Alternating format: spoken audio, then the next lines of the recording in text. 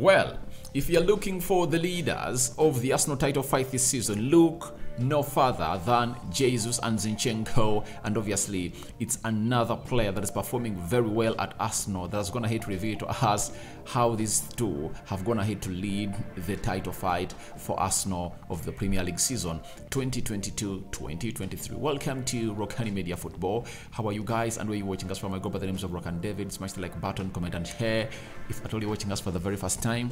Endeavor to subscribe to this channel so as not to miss out on stories that we do upload in here on a day. Remember, it's a Saturday, and obviously we are going into the Premier League. There are some good games. Newcastle versus Aston Villa, Chelsea is playing Brighton, Man City is hosting Leicester City. So some good games to watch. But Arsenal is playing West Ham on Sunday, and then Manchester United is playing Nottingham away from home. So we are having a busy weekend, and it's really going to be action packed, not so? So let's talk about Perez in the mix also today as he discusses the Arsenal title hopes. And lastly, Gabriel Martinelli, Thierry Henry comparing him to one of the best left forwards in the world of football according to his stats this season. So let's see close to 200 likes smashed in this video, and let's keep the love growing and growing and growing, because you guys are really impressive and very much good. And I pray to it that the Lord guarantees you or gives you everything good that you're yearning in your heart. If at all it's bad, let God not really give it green light. But if at all it's really not bad, the Lord should green light it. That's it. So as it stands, Saka on Jesus and Zinchenko, he had to say the following: I think in two ways they are influencing us. Of course, their quality on the pitch, they are both special players, and then with their experience, they have been in many title races and fought for the biggest of trophies. So they are just sharing the experiences and us.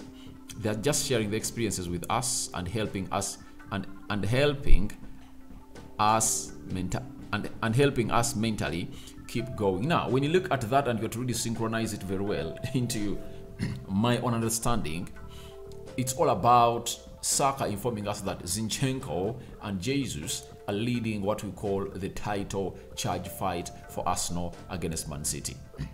You know, him referring to them being special players. Yes, they are special players, and their abilities are really unmatched at Arsenal. That's why in their positions, if at all one of those is out, the system of Arsenal looks like it's crumbling a little bit, you know.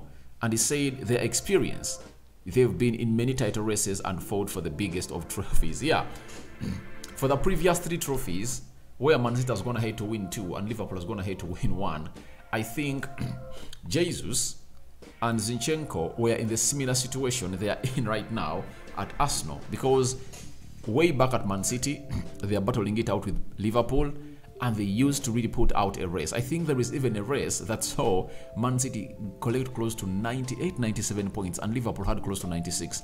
And I think it has been only one that Liverpool won without Man City putting on pressure. That was of 2019-2020. But that of 2020, 2021, I think pressure was there. 2020 to 2023, pressure was there from a side known as Liverpool. So Jesus was playing at Man City, and he knows how exactly they reacted to find themselves in a position of really winning such trophies. And this time around, they are with the lead, 3 points ahead of Man City, provided Man City win the game they have in hand.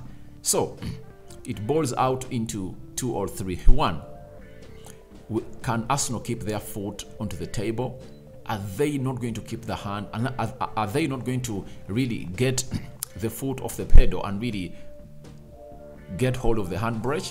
It's another huge question that we should find an answer to towards the end of the season. You know, big test coming in through. Secondly, how is Jesus going to react in front of goal? You know, ever since he returned, he has gone ahead to score 3 goals.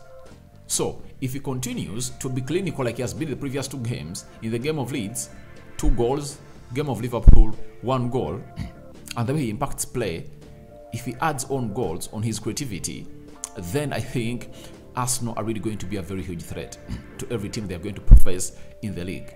That's it. So I look at this as a tournament or a title charge that Zinchenko and Jesus are leading with example. They just need to keep doing the same things again and again. I think Zinchenko just gifted a goal, the second goal especially to Liverpool, by allowing Trent Alexander-Arnold to netmark him. I think that was really something uncalled for by Zinchenko, but you put the blame to Mikel Arteta for really taking long to really bring on Kieran, because at the time, if you had decided to go defensive, you know Zinchenko is not really good defensively, so you just had to find yourself in a position of getting on Kieran to really add some solidity into the left back position of Arsenal. The other factor is going to be about Man City, because what Man City is going to do and what they are not going to do will determine Arsenal's win. In the previous 3 seasons, Man City have the best run in the last 10 games of the season. You know, they've almost won all of the 10. You get? So as it stands, it's up to Arsenal to win all its games. All else, they win 7 and draw 1. And more preferably, that draw is supposed to be that of Man City, such that they really have that bridge of 3 points in between them and City, such that even if they get another draw with another team, they find themselves in a position of being 1 point ahead of City. So, as it stands for me, I believe Jesus and Zinchenko are the pillars of the title fight of Arsenal, Jorginho in the mix, but it also goes back to Man City on how they're going to perform in the remaining 9 games. Arsenal is having 8 games left. City is having 9 games left. Arsenal is having 8. But amongst all those games that these two teams are left with, there is a game where these two teams are supposed to face against themselves on the 26th of April. And guys, it's not far. It's not far. After next weekend, you know, after next weekend, because next weekend is going to be 23rd, right? It's going to be 23rd. So after 23rd, I think Arsenal would have played Southampton at home. On Wednesday, they're going to be playing against Man City, but it's not acting well in the hands of Man City. Do you know why? Man City played on Wednesday, played on Tuesday this week. Next week, they are playing on Wednesday away at Allianz Arena. Then after that, they're going to find themselves playing over the weekend in the FA Cup, and then they'll be playing the midweek against Arsenal. But I think them playing against Sheffield, they might rest some players, but I think Arsenal would have rested a little bit longer than Man City. So I think there's going to be fatigue, and if at all injuries don't affect them, it will be a positive to Man City, a negative to Arsenal. If injuries switch in, it will be another positive that is playing in the hands of Arsenal. So to me, I see this title charge fight led by Jesus and Zinchenko reliant on what Jesus is going to do and what he's not going to do, because sometimes it's all about putting that ball at the back of the net. So if he can continue scoring in these remaining 8 games, I think his goal will be so much important in every game, because the likes of Odegaard, Martinelli, Saka look like are not far away from adding a 1 or 2 goals onto that 1 goal that Jesus will be getting them. And I think he's really going to be so much important. And obviously he's right, because these players are sharing their experiences with them, and the mentality is keeping on, and they are not capitulating. And I was so much happy when I saw Bukayo Saka coming out and really revealing that they felt bad when they never won that game of football away at Anfield. You know, that's the mentality that is being instilled in them by Zinchenko and Jesus. Remember, Zinchenko told us and Jesus that when they arrived at Arsenal, the players were really aiming at top 4. They told them, cancel that out, throw it in the bin. We are really going in for the title race. So I think Arsenal were eyeing for the title ever since the season started, and that's why they found themselves in a position of being on the top of the table ever since the season started with 73 points. Man City are really having 57 points, you know. Arsenal is 6 points ahead of City, right? So, if Arsenal win their game in hand, if Man City win their game in hand, they'll be level. They will be 3 points behind Arsenal as the game comes close. So, let's wait and see how Zinchenko and Jesus will really orchestrate their title fight when they face City down at Etihad. Now, after that, Robert Pires, he always put on shirt number 7 at Arsenal. I really love the player. You know, I support United. I've seen very many games, Arsenal coming at Old Trafford and beating us by 3-1. Robert Pires being one of the orchestrators that really led that massacre. And then next season, United revenged by beating Arsenal 6-1. You know, Thierry Henry scoring that only goal for Arsenal. Then the likes of Ruud van Nistelrooy and the code Right York really demolished Arsenal. I've seen games where Arsenal has gone ahead to really beat us, you know, 2-0. United comes in, beat Arsenal 8-2. So, I really know all what that is all about. But this time around, Robert Pires, one of the Invisibles, has come out and been revealed to Arsenal the following, the fans and the players, on the title race. He says, it will be anything. It will be anything but easy to say, but easy to stay on top until the end because the pressure will be immense and Man City are more experienced. Nevertheless, I think Arsenal have a good chance of defending their lead. The Gunners face West Ham this weekend. So, obviously, everyone is talking about the experience that Man City have been having, you know.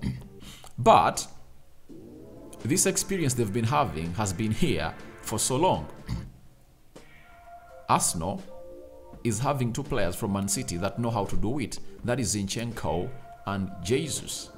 So, it beats my understanding when I find someone praising City over what they've not done this season, referring to what they've been doing the previous seasons.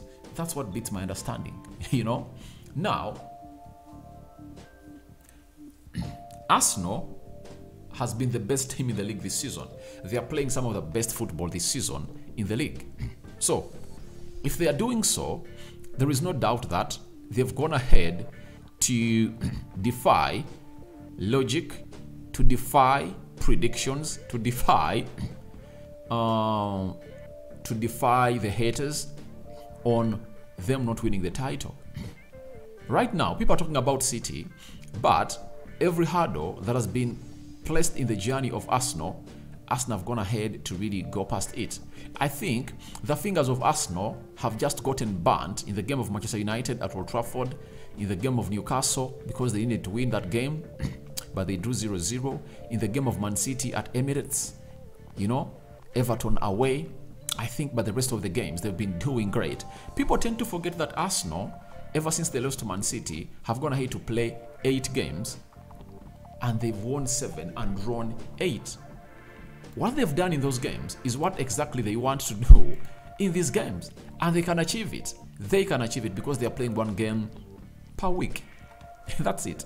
So to me, it doesn't really worry me or really shock me when I see the former Invisible saying that Arsenal are going to keep their lead, because they've shown us that they can keep their lead. They can keep their lead. They can keep their lead. So after that, let's talk a little bit about Thierry Henry and what he said about Gabriel Martinelli. Thierry Henry and Vinicius Jr. is the best winger in the world. He said at the moment, yes, you have guys that are doing okay at Arsenal in the Premier League. Gabriel Martinelli is coming. Obviously, to me, I believe Vinicius Jr. hit the ground running last season of 2021-2022, and he has gone ahead to really put in the shift or put in the work, and is cooking very well at Real Madrid. But the only reason as to why Martinelli is not in the conversation this season is simple. Martinelli is not playing the Champions League. If Martinelli happens to transfer those performances in the Premier League to the Champions League next season, trust me, he's going to be in the conversation with Vinicius Jr. on who is the best left forward in the world. And remember, if United happen to go into the Champions League, Rashford is going to join them, because even Rashford is doing a very tremendous job at Manchester United. Ever since the World Cup started, I think no one has gone ahead. Ever since the World Cup ended, no player has gone ahead to outscore him. So I think they're going to be a crop of like 6 players.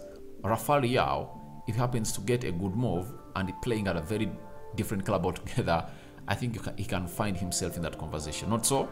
I think even Garnacho might find himself in that conversation because United playing the Champions League and will up and running for the club of Manchester United. So guys, thank you very much for watching in through. Tell me your thoughts about Jesus and Zinchenko leading the title fight for Arsenal against City. What are your thoughts about Gabriel Martinelli versus Vinicius Jr.? Do you think Vinicius Jr. is better than Martinelli, or Martinelli is better? And lastly, Perez saying Arsenal are going to keep themselves on the top of the table. Do you think Arsenal are really going to defend their lead until the last day of the league? That's what I had for you today. Last video of the day. I sign out for now. See you later, and I cover you all in the precious blood of Jesus Christ. My Muslim friends, Ramadan Kareem.